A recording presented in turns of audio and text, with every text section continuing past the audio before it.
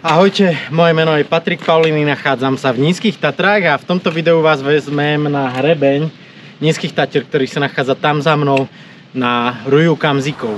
Počas kamzičej ruje sa samce kamzikov síce nepúšťajú do priamych súbojov, naháňajú sa však po skalách a je priam fascinujúce sledovať, akým spôsobom zdolávajú tento vysokohorský terén.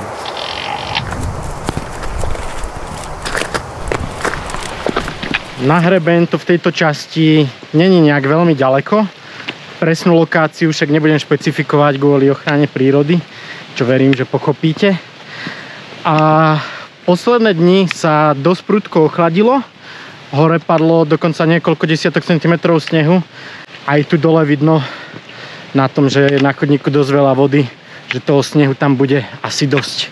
Takže mám trocha obavy, ale pomaličky sa približujem k vrcholu. Voda na chodníku a premočený sneh sú presne tie podmienky, kedy je človek vďačný za kvalitné topánky.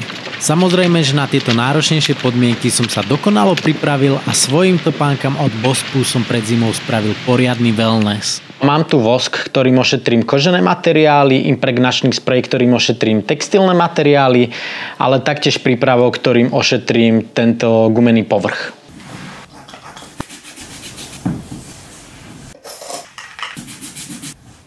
Tak a teraz som si už istý, že moja noha bude po celú zimu v suchu a teple, čo je pri fotení zvierat, kedy čakáte v snehu a v zime niekoľko hodín veľmi dôležité.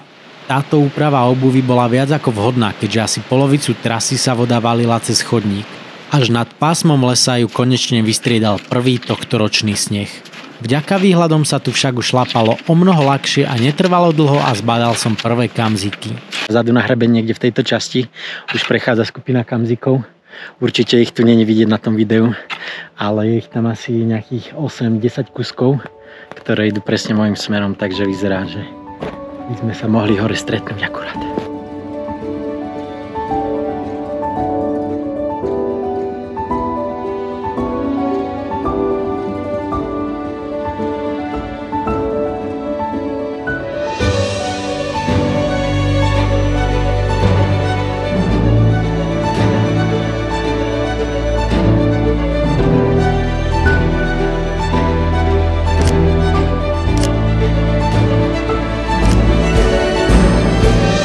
Ako sa približujem na hrebeň, tak pomaly pribúda snehu, aktuálne asi 10-15 cm, začal sa dostávať do topánok, takže prihodil som návleky a spolu s návlekmi dávam aj takéto reťazky, ktoré sú úplne ideálne na zimnú turistiku, nepotrebujete mačky, pokiaľ chodíte na nejaké bežné turistické chodníky, sú lacnejšie a ľahšie ako klasické mačky a takéto reťazky stoja nejakých 30 eur približne, nepamätám si to presne. Chodí sa s nimi aj na lade veľmi dobre.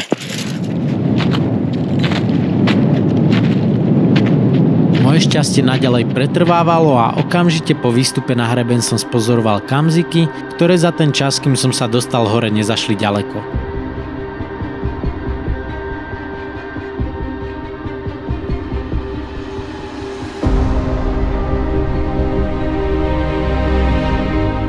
A tak si sadám za skalu a hodiny ich z diaľky pozorujem.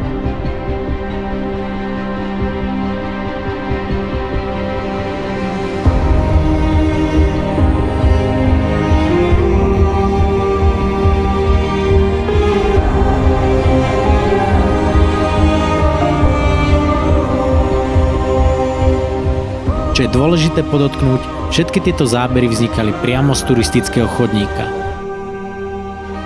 Kamziky potom, ako sa na ne už roky nepoluje, pomaly strácajú plachosť ľudí a takéto pohľady si môže užiť každý z nás.